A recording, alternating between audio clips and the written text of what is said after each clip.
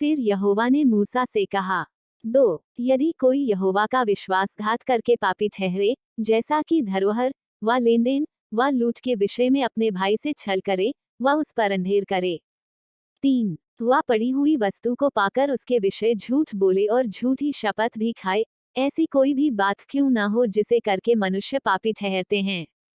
4 तो जब वह ऐसा काम करके दोषी हो जाए, तब जो भी वस्तु उसने लूट व अंधेर करके व धरोहर व पड़ी पाई हो।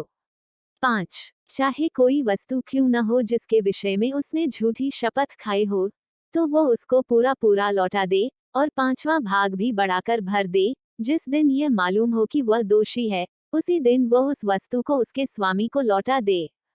6 और वह यहोवा के सम्मुख अपना दोषबलि भी ले आए, अर्थात एक निर्दोष मेढ़ा दोषबलि के लिए याजक के पास ले आए, वो उतने ही दाम का हो जितना याजक ठहराए।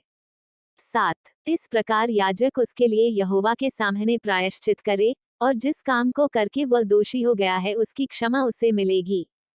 भांति भांति के बलिदानों की विधि होमबलि।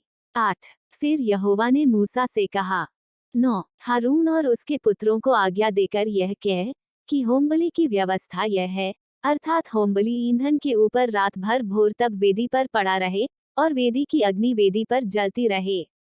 10 और याजक अपने सनी के वस्त्र और अपने तन पर अपनी सनी की जांघिया पहनकर होमबलि की राख, जो आग के भस्म करने से वेदी पर रह जाए, उसे उठाकर वेदी के पास रखे।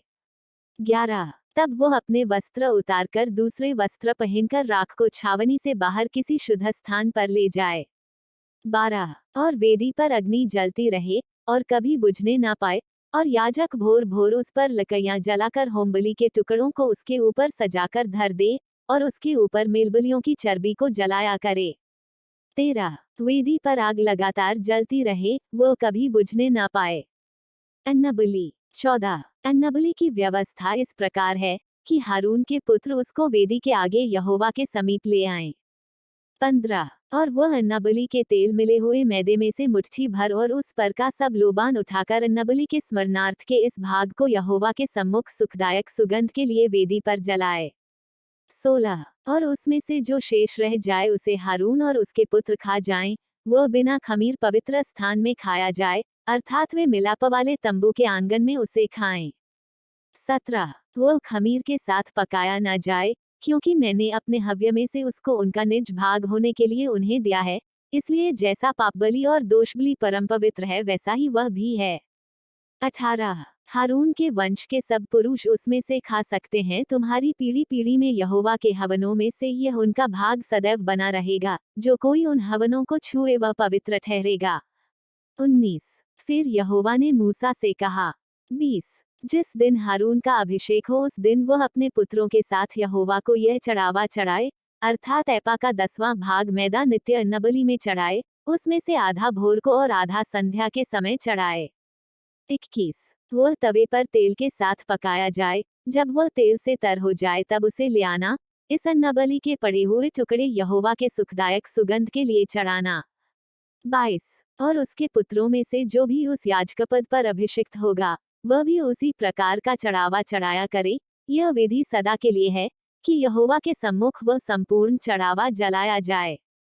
23 याजक के संपूर्ण अन्नबलि भी सब जलाए जाएं, वह कभी ना खाया जाए।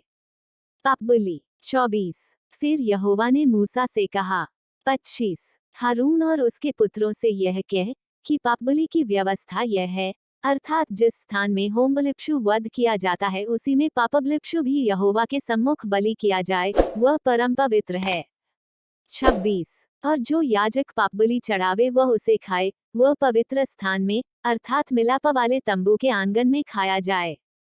27 जो कुछ उसके मांस से छू जाए, वह पवित्र ठहरेगा, और यदि उसके लोहू के छींटे किसी वस्त्र पर पड़ जाएं, तो उसे किसी पवित्र स्थान में धो देना।